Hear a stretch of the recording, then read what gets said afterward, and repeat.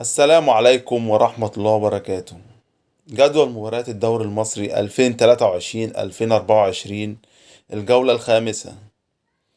الجمعة 27 أكتوبر، بيراميدز مع المصري الساعة 4 على استاد الجيش ببرج العرب. إنبي مع الزمالك الساعة 7 على استاد المقاولون العرب. السبت 28 أكتوبر، فاركو مع الجونة الساعة 4 على استاد الجيش ببرج العرب. الاتحاد السكندري مع المقاولون العرب الساعة 7 على استاد الإسكندرية. زد مع سموحة الساعة 7 على استاد القاهرة.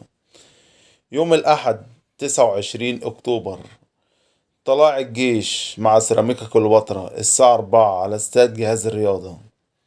الأهلي مع بلدية المحلة الساعة 7 على استاد القاهرة.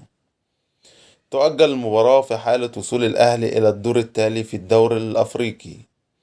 الاثنين 30 أكتوبر، الداخلية مع الإسماعيلي الساعة 4 على استاد السلام.